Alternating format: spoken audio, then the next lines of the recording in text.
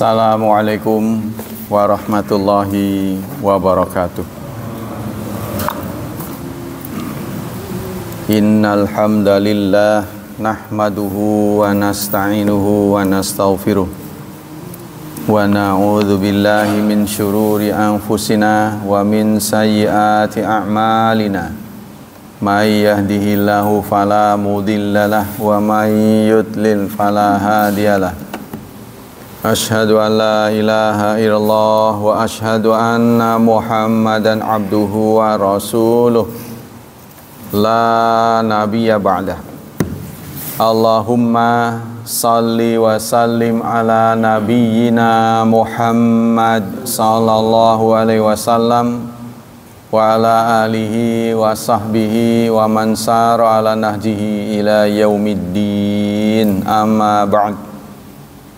Ayo ikhwah, kita lanjutkan kajian kitab Nadratun Na'im dan Al-Kunuz syarah kitab Riyadhus Shalihin.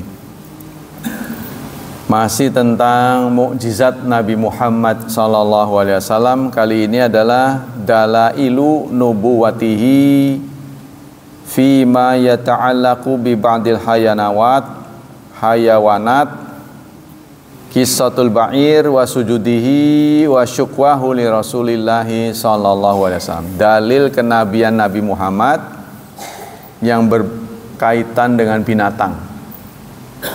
Dalil mukjizat Nabi Muhammad berkaitan dengan binatang.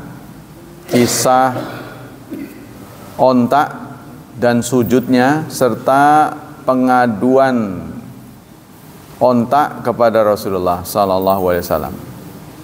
Diriwatkan an Anas bin Malik, dari Anas bin Malik radhiyallahu an, qala kana ahlu baiti min ansar lahum jamalun. Ada sahabat Ansor yang punya onta jantan.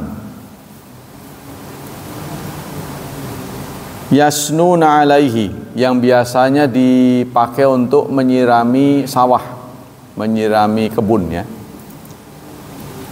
Wa annau istas'aba alaihim.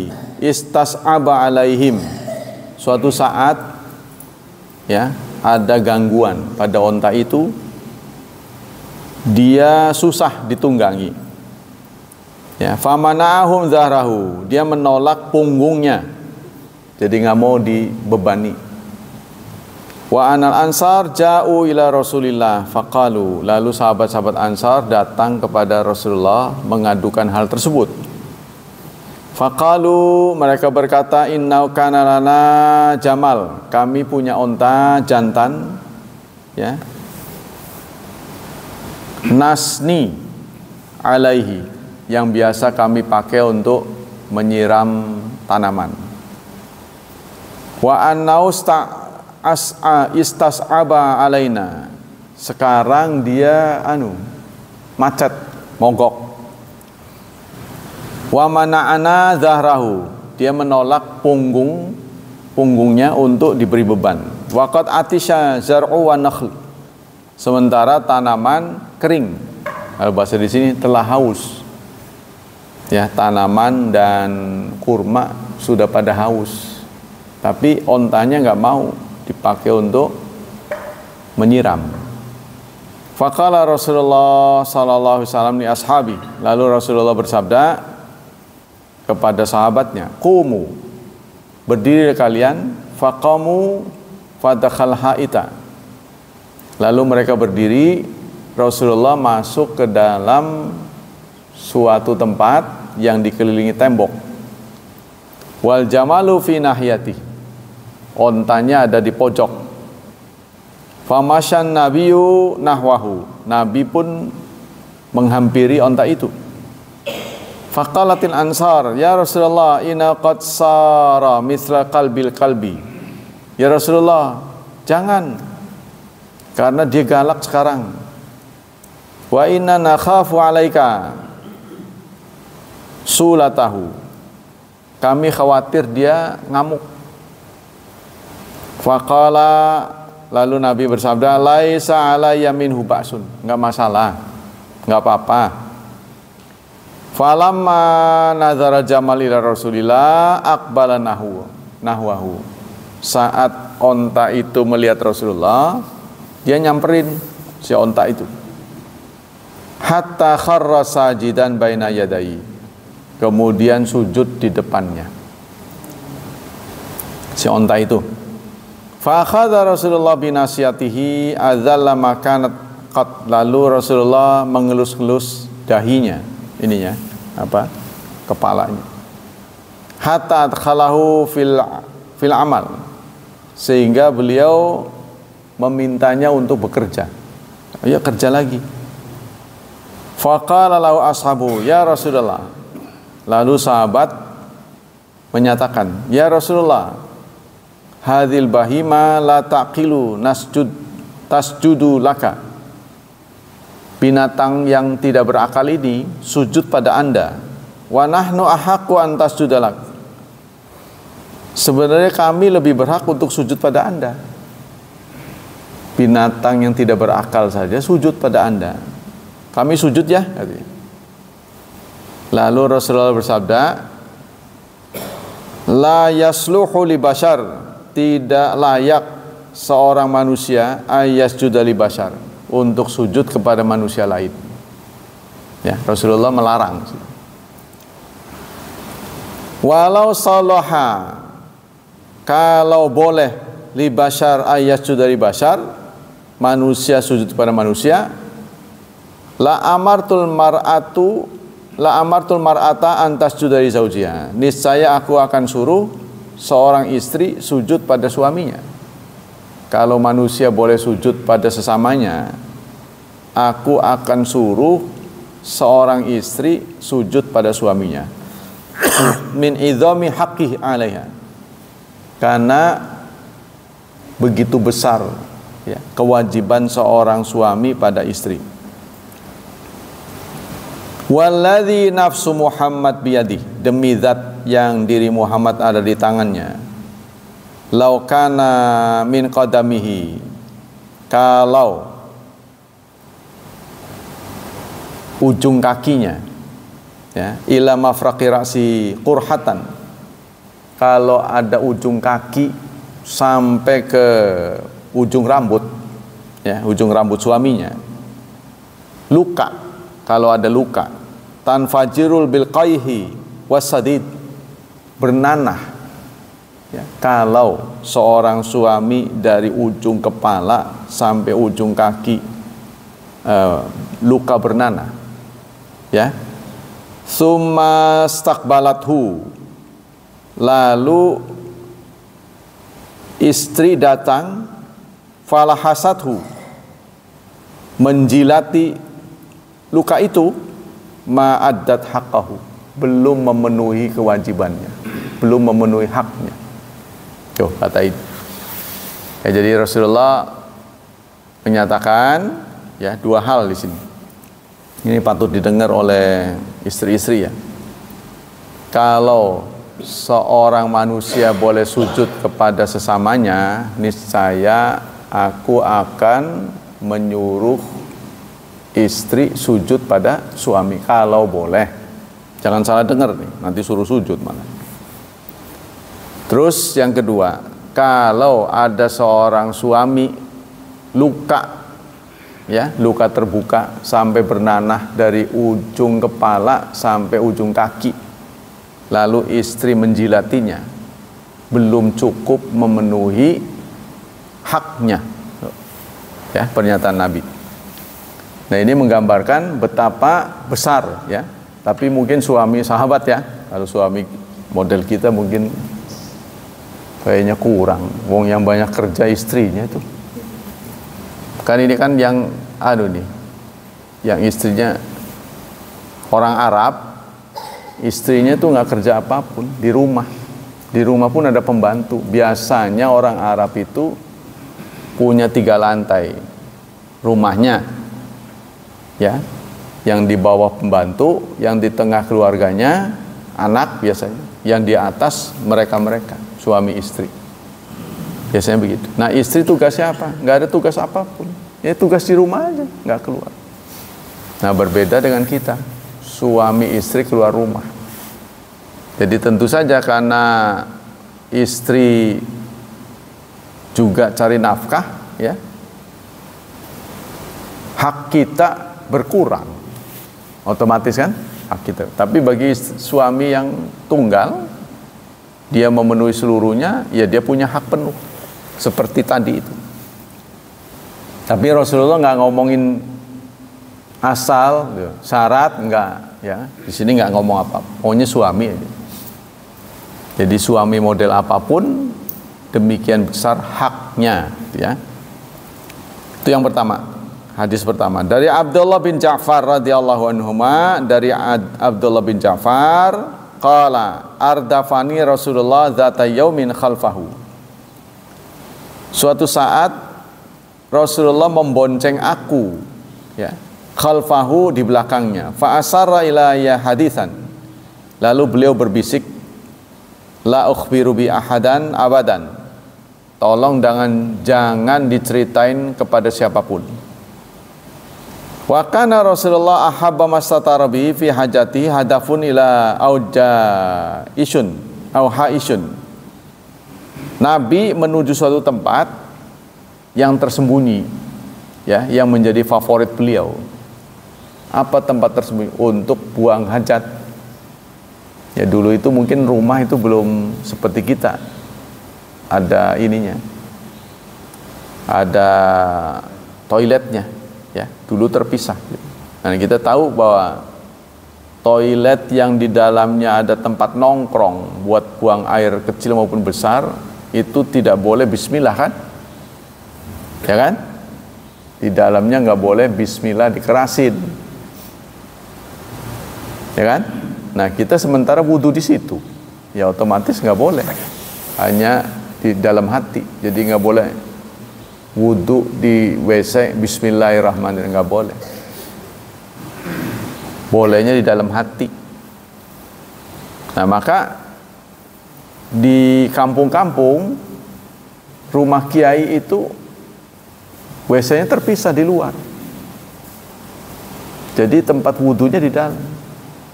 Itu saya dapat juga kiai saya begitu. Jadi WC dan jadi kamar mandi itu mulus, nggak ada buat buang air, ya, untuk wudhu dan mandi saja. Sehingga boleh mengucapkan bismillah. Kita kembali ke sini. Nah, Rasulullah itu begitu membonceng Abdullah bin Ja'far, ya. Satu saat, ya, Fadakhala yauman haitan min hitani ansar. Suatu saat beliau masuk ke dalam satu tempat yang berpagar, jadi ada pagarnya. Fa idza jamalun qad atahu fajarjara. Lalu datang seekor onta ngejerit-jerit, nyuara gitu. Onta itu, ya, nyamperin Nabi. Idrafat ainahu, kedua matanya berlinang, keluar air mata si onta itu. Qala Bahzun wa Affan, seorang sahabat yang ada di situ namanya Bahaz dan Affan mengatakan, falamma ra'an nabiyya hanna wa dzarafat ainahu. Saat dia melihat Nabi, berbunyi, ya, si onta itu nangis lah gitu. Apa itu, memelas, ya, kedua matanya berlinang. Famasaha Rasulullah, lalu Rasulullah mengelus sar'atahu wa dzafarahu, ini keningnya dielus, matanya juga. Sakana, maka dia pun diam, tenang, ya. Faqala man sahibul jamal, siapa pemilik onta ini? Rasulullah bertanya. Faja'a fatan mina ansar, maka datanglah seorang pemuda Ansar. Faqala, lalu dia menjawab, huwali ya Rasulullah, kepunyaan saya ya Rasulullah. Lalu Rasulullah bertanya, amat tattaqila fi hadhihi bahima allati malakakahallah innahu syaka ilayya annaka tuji'uhu wa tu'dhihi kenapa kalian tidak bertakwa? Kamu kok kenapa nggak bertakwa pada Allah? Pada binatang ini, ya. Jadi onta ini mengadu kepadaku bahwa kamu menyakitinya. Oh ya, jadi si onta itu ngadu bahwa dia sudah diperlakukan zalim oleh pemiliknya. Dalam catatan yang lain, perlakuan zalimnya itu artinya dibebani sedemikian rupa sehingga dia beratnya bukan main, katanya. Serta tidak diberi makan minum yang layak. Ya, itu jadi berbuat zalim kepada binatang itu juga sama, dia akan ngadu. Nah, itulah dua binatang yang mengadu kepada Rasulullah SAW. Kemudian ikhbaru dzi'bi binubuwatihi, pengkhabaran seekor serigala terhadap kenabian Muhammad. Jadi testimoni seekor serigala terhadap kenabian Muhammad SAW. Dari Abi Sa'id Al-Khudri radhiyallahu anhu, diriwayatkan dari Abi Sa'id Khudri, qala ada dzi'bu ala syatin, suatu saat seekor serigala ya menerkam kambing. Fa akhadhaha, lalu dibawa, fatalabahu ra'i, dan dicari oleh penggembala. Ya, dicari kambing yang diterkamnya itu, fantaza'ah minhu, lalu si serigala melepaskannya. Fa'af'a dzi'bu, lalu dia duduk di atas ekornya, jadi seperti anjing itu. Ala zanabihi faqala ala tattaqila, lalu dia si orang itu ya, pemiliknya mengatakan, kenapa kamu takwa pada Allah? Tanzi'u minni rizqan sakahallahu ilayya, apakah kamu tidak bertakwa pada Allah? Gitu ya. Kata, kok kamu melepas terkamanmu? Gitu. Ya. Tanzi'u minni rizqan sakahallah, kamu mengambil rizki yang Allah sudah giring untukku. Nah, ini boleh jadi serigalanya yang ngadu. Kenapa kamu rebut? Kan saya sudah ambil, ini rizki saya. Kata serigala itu, saya kan sudah terkam itu. Faqala, lalu pemuda itu yang menjadi penggembala kambing, ya ajabi dzi'bun yuqi ala zanabihi yukallimuni. Wah, ajaib sekali gitu. Seekor serigala ya, dia berkata kepadaku, berkata-kata, bisa ngomong gitu. Kalaman nas, seperti orang. Faqala dzi'bu ala ukhbiruka bi ajaba min dzalik, mau aku ceritakan yang lebih mengagumkan, yang lebih ajaib. Ya, kata si pemuda, ajaib sekali kamu bisa ngomong. Mau aku beritahu yang lebih ajaib. Lalu si serigala mengatakan, Muhammad bi Yathrib yukhbirun nas. Mana ini, enggak begitu jelas. Muhammad bi Yathrib yukhbirun nasa bi ambi maqad sabaqa. Ada seorang laki-laki namanya Muhammad menyampaikan berita yang telah lalu. Nah, ada yang lebih ajaib daripada aku. Orangnya namanya Muhammad.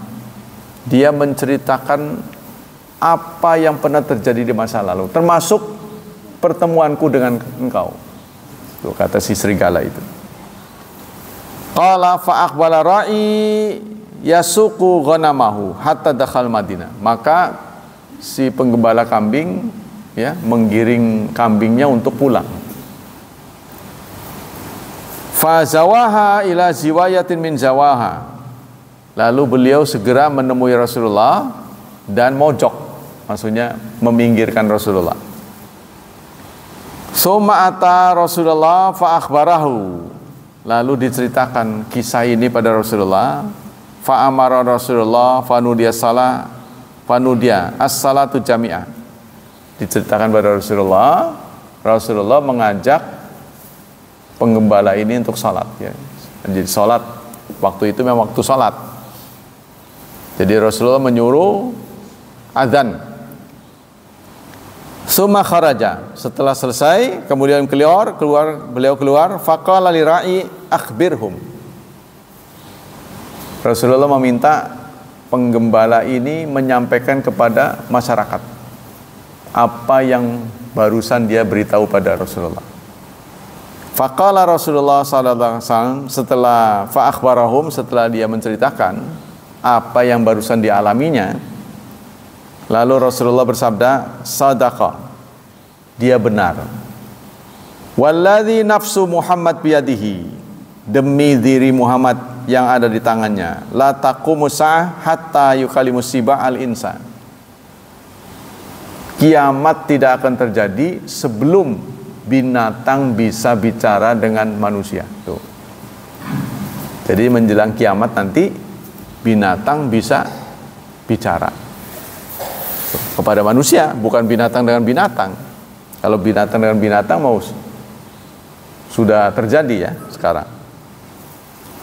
Wa yukallimur rajul azaba sautihi wasyiraqana alaihi, dan ya akan bicara seorang laki-laki terhadap azab sakit dari tongkatnya, dari pecutnya. Jadi orang-orang yang disakiti nanti akan ngadu, singkatnya gitu. Ya. Begitu syiraqana alihi, tali sepatunya. Ada apa dengan tali sepatunya? Pokoknya semua yang menurut kita hari ini nggak mungkin bisa bicara, nanti bicara. Wa tukhbiruhu, dia akan menyampaikan ya apa yang terjadi. Fakhudhu bima akhadta ahlahu ba'dah, maka segeralah lakukan apa yang Anda bisa lakukan kepada keluargamu. Nah, ya. Jadi apa yang kalian bisa lakukan sekarang, karena itu bakal terjadi pada saatnya nanti. Wa fi riwayat hadis Abi Hurairah, dalam hadis Abi Hurairah diceritakan, indama kalama dzi'bu ra'iyal ghanam, saat ia bercerita tentang seekor serigala bicara dengan penggembala, faqala rajul tallah in ra'aitu kal yaum dzi'ban yatakallam, ya. Demi Allah, aku pernah melihat seperti ini. Tuh. Ada seorang laki-laki yang di situ dengar, saya pernah ngalamin katanya. Ya. Saya pernah mendapati seekor serigala bicara. Faqala dzi'bu ajabu min hadza rajulun minan nakhlat bainal harrataini yukhbirukum fima madha wa ma huwa kain wa ba'dakum. Ada yang lebih ajaib daripada ini, yaitu seorang laki-laki ya yang ada di kebun kurma, maksudnya Madinah. Dia memberitahu kalian kisah orang dulu dan apa yang terjadi sekarang serta apa yang akan datang. Si serigala ngomong begitu. Wa kana rajulu yahudiyan, laki-laki itu Yahudi tuh, yang mendengar serigala bicara itu. Ya. Faja'an nabiyya, lalu ia pun menghampiri Nabi. Fa aslama, lalu dia muslim. Ya, dan dia bercerita apa yang mendorong dia muslim. Menjadi penyebab dia muslim itu karena ngelihat itu kejadian itu, seekor serigala bicara. Ya, yang menyatakan kesaksian Nabi Muhammad, kenabian Nabi Muhammad sallallahu alaihi wasallam. Mu'jizatuhu fi anwa'il jamadat, mukjizat Nabi pada banyak benda-benda mati, ya. Jamadat. Haninul jiz'i syauqan ila Rasulillah wa syafaqan min firaqi, yaitu menangisnya kayu karena rindu pada Rasulullah sallallahu alaihi wasallam. Jadi kayu pun bisa bicara. Waqad warada dzalika kama qala Hafidz bin Katsir, sebagaimana diriwayatkan oleh Hafidz bin Katsir min hadis jamaah minas sahabat, dari sekelompok sahabat, biturukin munta'adidat, dengan jalan yang berbeda-beda. Jadi dari sini ada riwayatnya banyak, ya. Nufidul qat'a inda a'imati sya'ni wa fursana hadzal maidan, yang memberi pengertian qat'i. Jadi dipastikan hadis ini kategorinya adalah mutawatir karena terlalu banyak pemberitanya. Wa min dzalika ma rawal Bukhari an Jabir ibni Abdillah. Di antaranya adalah diriwayatkan Bukhari, ya, dari Jabir bin Abdullah, innan nabiyya kana yaqumu yaumul jum'ah ila syajaratin. Suatu saat Rasulullah berdiri untuk khutbah Jumat, ya, dengan menggunakan satu batang kayu, ya.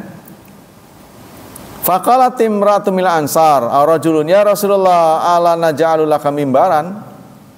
Seorang perempuan Ansor pada saat itu, atau laki-laki, ada yang mengatakan perempuan, ada yang mengatakan laki-laki, ya Rasulullah, apa sebaiknya kami membuat mimbar untuk Anda? Bikin mimbar ya buat Anda. Qala, Nabi menjawab, in syi'tum, silahkan. Faja'alu lahu mimbaran, lalu mimbarnya pun jadi, ya. Falamma kana yaumul jumu'ah, maka hari Jumat berikutnya, dafa ilal mimbar, Nabi pun naik mimbar, bukan lagi dengan biasa, nggak ada mimbarnya, ya. Fasahibun nakhlati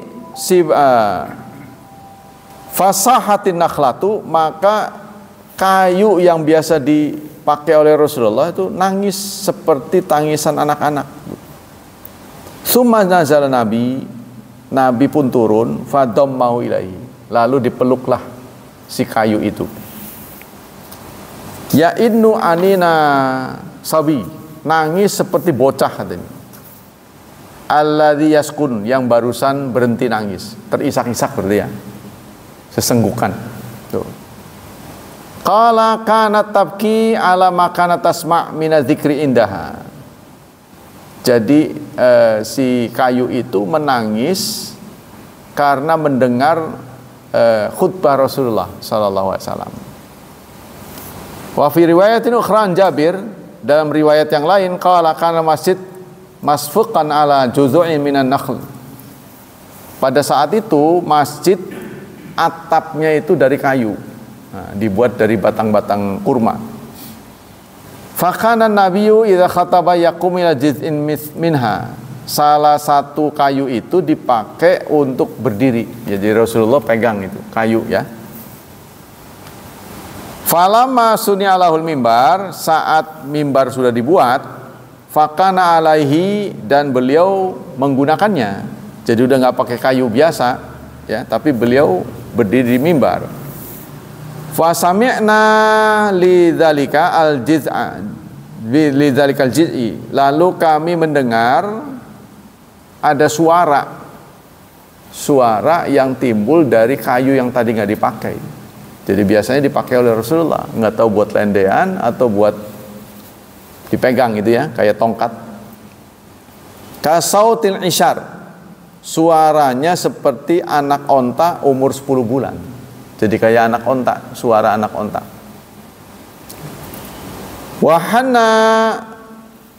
Wahana, dan Nabi merasa terharu. Ja'an nabiyyu, Nabi pun datang, fa wada yadahu 'alaiha. Lalu Nabi meletakkan tangan ke kayu itu. Fasakanat, maka lalu diam, ya.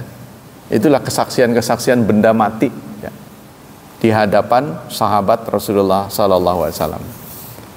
Wa fi riwayatin min hadits Ibnu Abbas radhiyallahu anhuma, walau lam ahtadinhu, ya, lahanna ila yaumil qiyamah. Lalu Rasulullah dalam sebuah hadis Ibnu Abbas mengatakan, kalau aku tadi tidak peluk, tidak saya pegang, ya, dia akan menangis sampai hari kiamat. Ya, jadi keluar suara terus ya. Wa kana Hasan Basri rahimahullah idza haddatsa bi haditsin hanini jiz'i yaqulu ya masyarul muslimin al khasyatu hinnu ila Rasulillah syauqan ila liqa'i. Hasan Basri rahimahullah apabila bercerita tentang batang korma yang menangis, beliau selalu menyatakan, wahai kaum muslimin, kayu saja nangis karena rindu pada Rasulullah. Fa antum ahaqqu an tashtaqu ilai, maka kalian itu lebih berhak untuk rindu padanya. Kalau kayu saja rindu pada Rasulullah, apalagi kita. Begitu Hasan Basri sering berkhutbah. Wa naqala Ibnu Abi Hatim manaqib Syafi'i an abihi an Amr bin Sawad an Syafi'i qala ma'atallahu nabiyan ma'ata Muhammadan, tidak ada sesuatu yang diberi kepada Nabi lebih daripada yang diberikan pada Nabi Muhammad.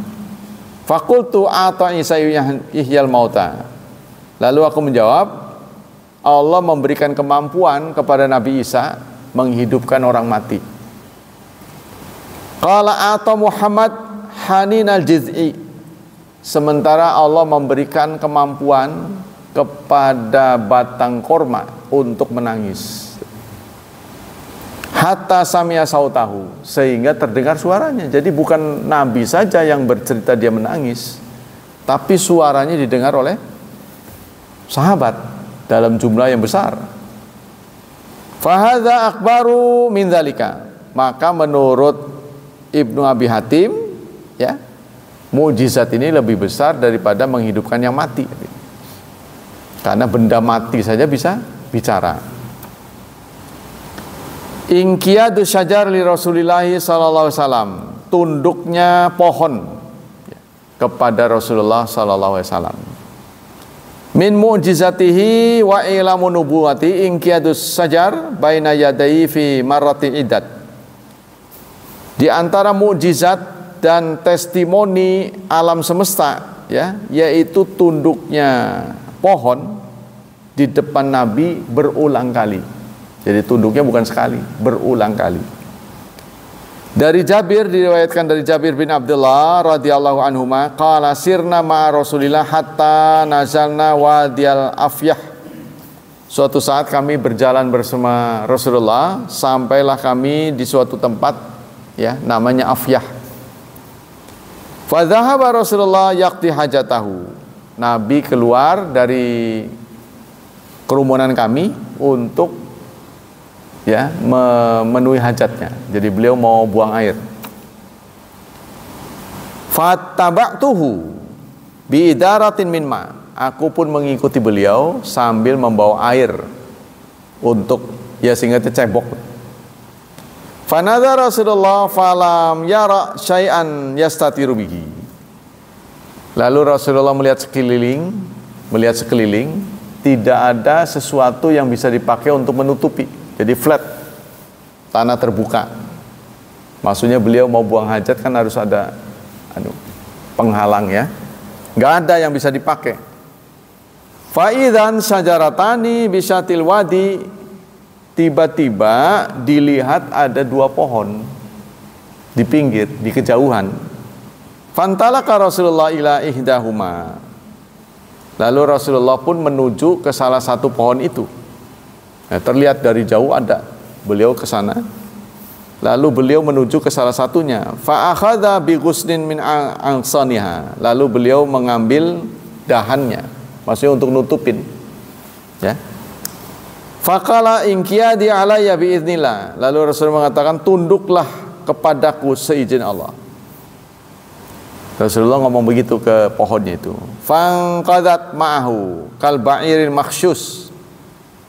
Lalu pohon itu tunduk, padahal pohon ini ya, jadi pohon keras kan, seperti onta yang dicocok hidungnya, jadi nurut, rebah gitu ya. Ya, dengan rebahnya pohon itu menutupi Rasulullah yang mau buang hajat.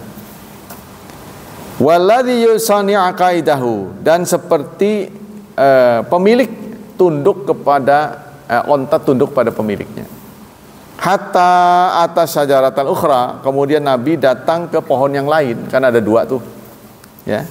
Fa akhadha bi ghusni min asabiha, lalu beliau kembali memegang dahannya. Rasulullah bersabda, "Inqadi alayya biidznillah," tunduklah kepadaku dengan seizin Allah. Fangqadat ma'an kadzalika, maka kedua pohon itu pun tunduk, merunduk, ya.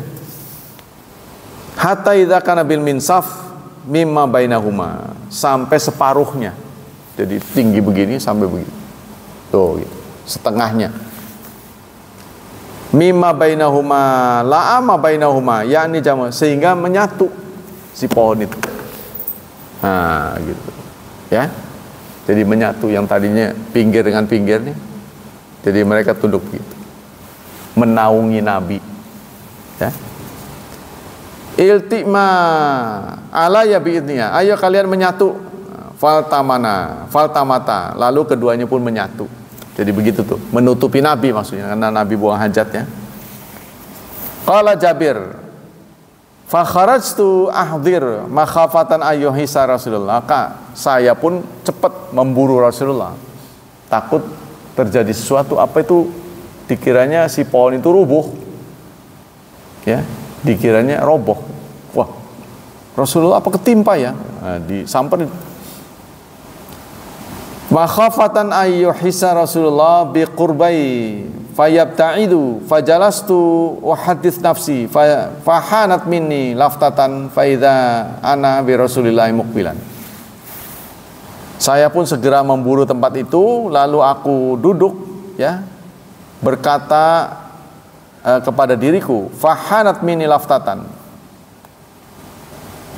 faidzan bi Rasulillah sallallahu alaihi wasallam muqbilan. Tiba-tiba aku lihat Rasulullah selamat, ya, sudah selesai gitu, menghadapku. Wa idza syajaratani qad iqtarafa, dan pohon itu kembali longgar. Tuh. Jadi pohon itu tadinya berpisah, setelah ada Rasulullah dia ngumpul gitu tuh, ya, membuat barisan formasi menutup Rasulullah, sehingga sahabatnya takut. Ih, Rasulullah diapain? Dia berlari memburunya, nggak taunya Rasulullah udah selesai. Nah, setelah selesai pohon ini lagi kembali ke tempatnya masing-masing. Tuh, ya. Itu dilihat oleh sahabat. Faqamat kullu wahidin minhuma ala saqin, maka pohon itu kembali ke asalnya, ke tempat asalnya. Faraitu Rasulullah waqaf waqtafan, Rasulullah berdiri. Faqala bi ra'sihi kadza wa asyara Abu Ismail ala yaminan wa shimalan. Lalu Abu Ismail isyarat ke kanan dan ke kiri. Tsumma aqbala falamman taha ilayya qala ya Jabir hal ra'aita maqami? Jabir, kamu tahu saya di mana? Gitu ya. Rasulullah bertanya, "Oh, kamu tahu saya di sini?" Singkat gitu.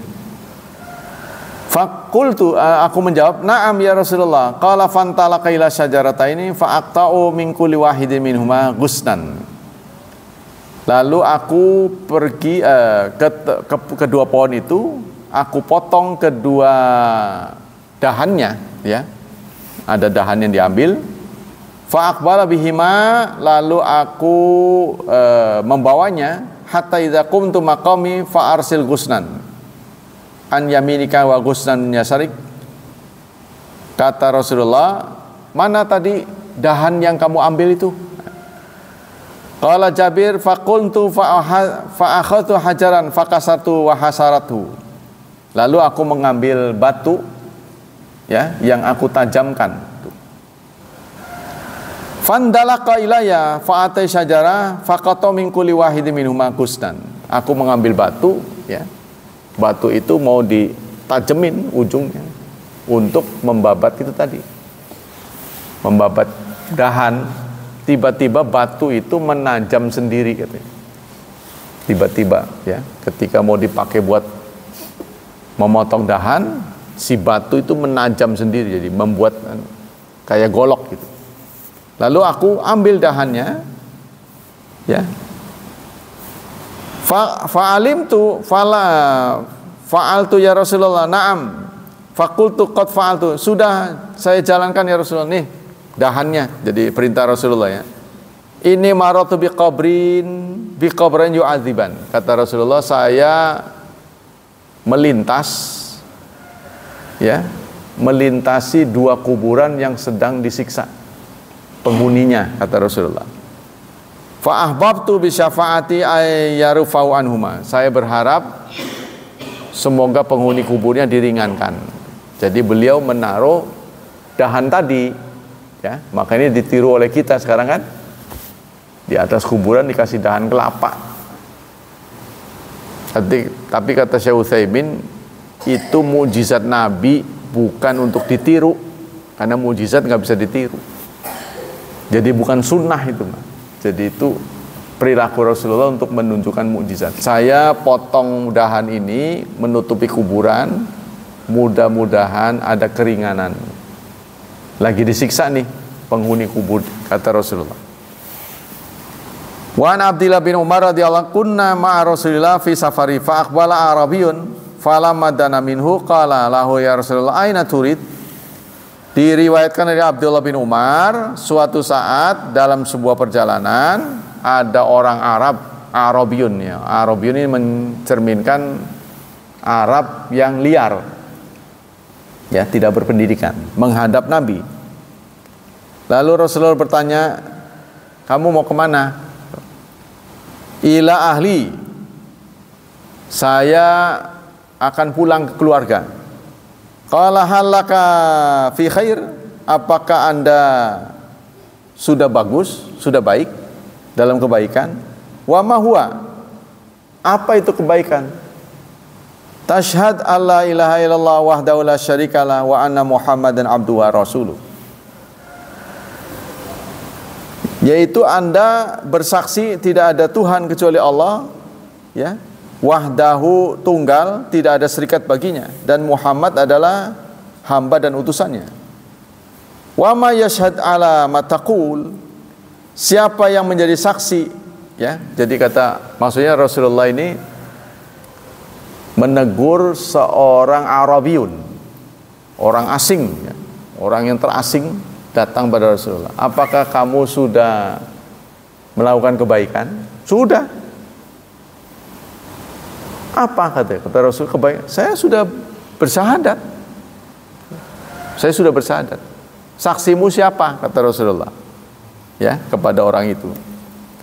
"Wa ma yashhad ala ma taqul hadhi salimah." Beliau kemudian menunjuk 10 ini sebuah pohon. Ada pohon disebut salimah, ya. Pohon ini, fada'aha Rasulullah wa hiya bisyatil wadi fa aqbalat tahuddul arda. Lalu pohon itu nyamperin Nabi. Tuh pohon itu yang menjadi saksi. Kata si Arab ini, pohon sini kan. Pohon itu nyamperin Nabi. Hatta qamat baina yadai, sehingga pohon itu berdiri di depan beliau. Fa asyhadaha thalathan, lalu dia memberi kesaksian, benar orang ini sudah bersaksi, orang ini sudah mengucapkan syahadat, ya. Kama qala tsumma raja'at ilayya tsumma raja'tu mambitaha. Kemudian si pohon itu kembali ke asalnya. Dipanggil oleh Rasulullah, bergeser, dia bergerak, memberi kesaksian. "Iya, saya pernah mendengar orang Arab ini mengucapkan syahadat." Sampai disebut 3 kali. Setelah menyebut 3 kali, pohon itu bergeser lagi, kembali ke tempat semula. Wa raja'al Arabiyyu ila qaumi. Orang Arab itu pun pulang. Wa qala ini taba'uni atika bihim. Wa ila raja'tu fakuntu ma'aka. Aku ini taba'uni atika bihim. Kalau mereka bersedia mengikuti aku, nah, kata si orang Arab, saya mau pulang nih. Saya akan merekrut masyarakat saya untuk mengikuti Anda. Kalau mereka nggak mau, saya saja yang ikut Anda. Kata orang Arab. Ya, wallahu a'lam bishawab. Nah, itulah kesaksian bukan manusia ya, baik dari pohon, batu yang memberikan kesaksian Nabi Muhammad SAW. Ini kesaksian sahabat ya, disaksikan oleh begitu banyak orang. Tapi saya memang beranggapan begini sih. Kalau Nabi Muhammad bohong, itu tidak mungkin tahan pengikutnya. Ya, Anda bisa tunjuk siapa teman Anda yang bohong. Teman kita yang bohong, apa Anda bisa tahan jadi teman setianya? Lama-lama sudah malas lah, ngetuk bae wongan. Pasti nggak akan bertambah pengikutnya. Jadi beliau sampai diikuti rombongan, sampai berjumlah terakhir 124.000 kurang lebih ya, yang direkrut oleh beliau waktu Futuh Mekah itu. Sekitar itu jumlah sahabat. Itu sulit bisa dicapai orang kalau pembohong. Nggak mungkin. Dimanapun kita bisa dapatil, kita bisa saksikan. Nah, sekarang kita ke kitab Riyadhus Shalihin. At-tarbiyatu ala ikhtilafi qadr fi'li bi ikhtilafil awakin. Pendidikan yang ditanamkan oleh Rasulullah berdasarkan tempat. Jadi tempat seperti kita ketahui ada 6 ya. Ada 6 yang menjadi ciri dari ibadah mahdah. Ibadah yang mengatur hubungan kita dengan Allah ada 6. Harus serba tepat kan? Ya, harus serba pas. Pas waktunya, pas tempatnya, pas bilangannya, pas caranya, pas sebabnya, pas jenisnya. Nah, ini akan menyampaikan tentang pas tempatnya, gitu. Ketepatan tempat. Wa hadza mustamaddun min hadithi Zaid bin Thabit. Ini berdasarkan Zaid bin Thabit. Ya, jadi saya tidak bacakan hadis demi hadis, tapi kesimpulannya, kesimpulan yang dikumpulkan oleh ahli-ahli, ya, menyampaikan, mengomentari sabda Rasulullah. Anna Nabiya qala, Nabi bersabda, "Shallu ayyuhan nas fi buyutikum." Salatlah kalian wahai orang-orang, wahai manusia, di rumah kalian. Fa inna afdala salat salatul mar'i fi baiti illal maktubah. Maka sebaik-baik salat, seafdal-afdalnya salat adalah salat seseorang di rumahnya, kecuali yang wajib. Nah, kecuali salat wajib, bagusnya dijalankan secara berjemaah, ya. Fal mutabadar ilal afham, maka yang tertangkap cepat pada pemikiran kita min hadzal hadis, dari hadis ini, anna salatan nafli fi baiti afdal min salati fil masjid. Maka kita renungkan hadis ini, berarti salat sunnah di rumah itu lebih baik daripada salat di masjid. Kalau sunnah, ya.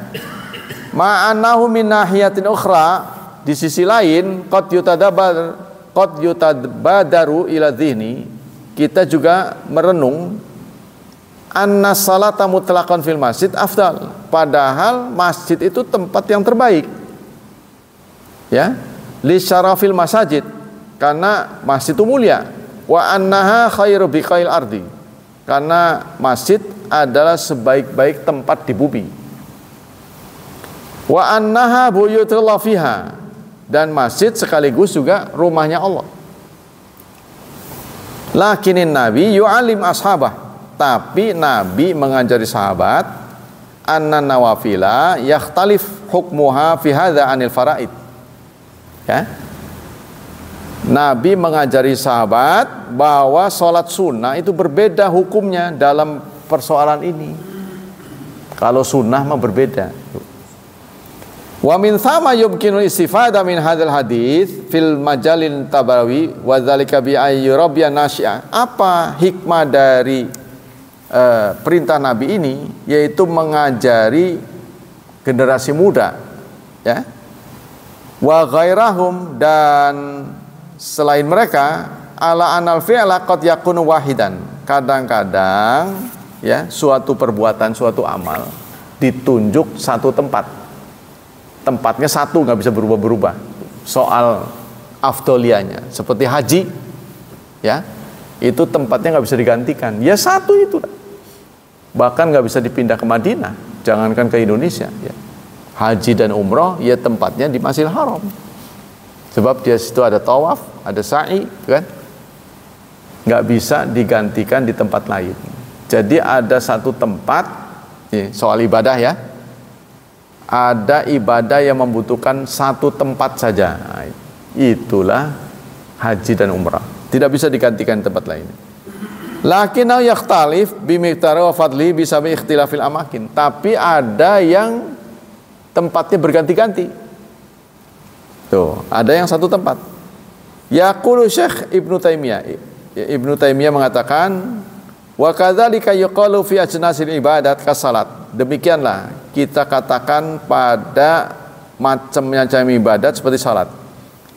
Jinsuha afdal min jinsil qiraah. Ada salat yang dibandingkan dengan baca Quran lebih baik.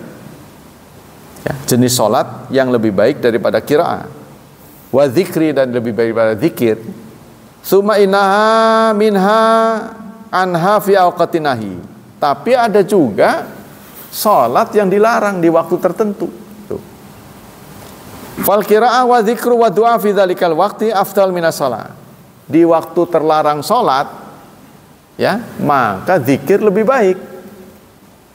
Ya, seperti ini kan waktu terlarang nih, dari subuh sampai terbit matahari sampai sepenggala. Itu tepat terlarang salat, ya, salat yang tidak ada sebabnya. Nah, pada saat-saat seperti ini yang bagus adalah pengajian, zikir, atau baca Quran, atau tasbih dan sebagainya. Wa kadzalika du'a fi masyari hajj bi Arafah. Begitu juga doa, ya, di masyair hajj. Masyair itu tanda-tanda haji. Di Arafah, Muzdalifah, Mina, Safa, Marwah, afdal mil qiraah aidan bin nasi wal ijma'. Doa di sana saat haji nih, ingat, itu lebih utama. Tapi Arafah itu bagusnya hanya di tanggal 9. Jadi ada yang tempatnya bagus tapi di waktu tertentu, seperti Arafah. Kalau kita tanggal 10 berdoa ke sana, itu tidak mustajab. Ya, jadi hanya untuk tanggal 9. Mina hanya untuk 3 hari. Ada yang untuk selamanya. Ya, begitulah ibadah, ya. Lalu Rasulullah fa'inan nabiyya sallallahu alaihi wasallam qala, Nabi bersabda, inni nuhitu an aqra'al Qur'an raki'an wa sajidan. Saya, kata Rasulullah, aku melarang untuk membaca Quran lagi ruku dan sujud. Nah, ruku dan sujud bagusnya zikir. Kan ada sudah zikir subhana rabbiyal azim, subhana rabbiyal a'la, sudah ditentukan. Bagaimana kalau saya baca Quran saja? Nggak bagus, bukan tempatnya. Ya. Wa hadza fi sahih min hadis Ibnu Abbas. Ini yang terdapat dalam Sahih Ibnu Abbas.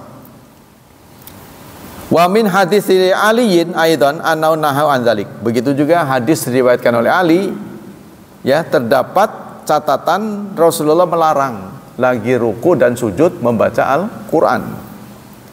Wala qara'a hal tubtila salatu, kalau orang sengaja baca waktu ruku dan sujud, ya, membaca Quran bukan zikir, apa batal gak sholatnya?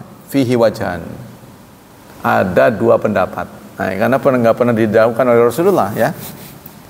Fi madhabi Ahmad, fannahyu anis salat wal qiraah fil masyair fadilah liman babil aula.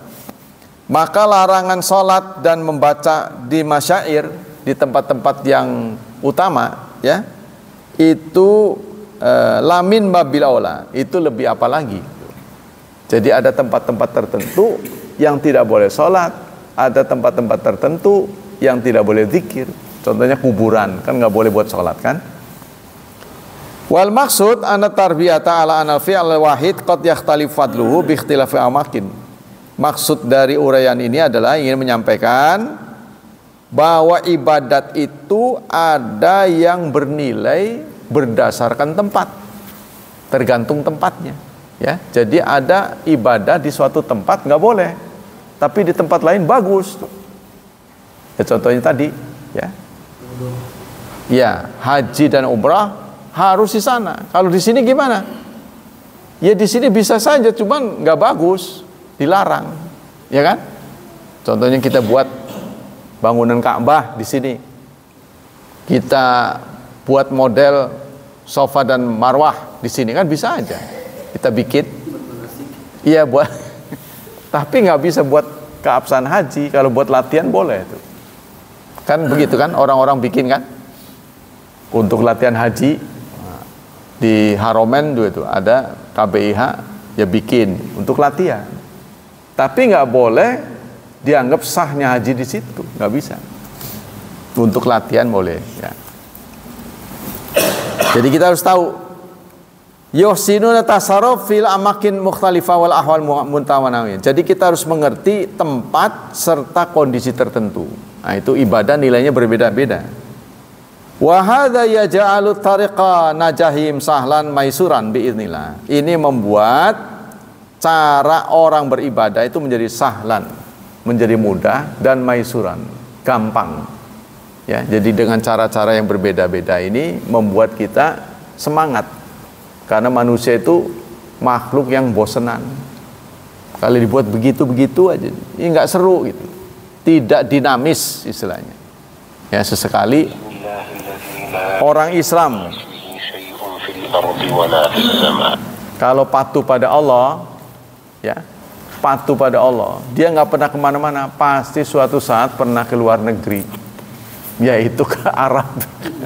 Ya kan, nggak kepengen kemana-mana, pasti kalau dia patuh, duitnya ada, dia akan berangkat ke sana. Tuh, kata orang nih, kata orang lain, kata non muslim, ketika mau komentari saya, lu udah haji? Udahlah. Oh, berarti lu sukses.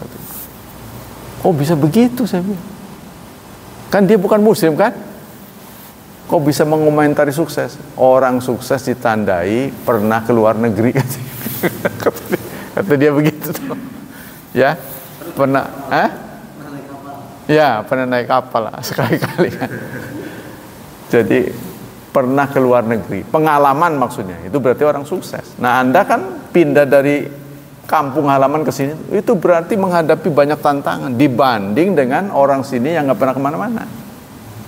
Tuh, memang harus siru fil ard, berjalanlah, lihatlah tanda-tanda kebesaran Allah, bahwa bumi ini luas dan sebagainya. Demikianlah hadirin hafizani hafizakumullah, kajian pagi ini. Semoga Allah melimpahkan pahala yang berlipat ganda untuk kita. Semoga Allah tetap berkenan menyelamatkan dan melindungi kita dari wabah dan fitnah, dari syubhat dan syahwat. Dan semoga anak-anak kita hidupnya dimudahkan Allah, diberkahi serta ditakdirkan menjadi hamba Allah yang salih dan salihat. Subhanakallah wa bihamdika asyhadu alla ilaha illa anta astaghfiruka wa atubu ilaik. Wassalamualaikum warahmatullahi wabarakatuh.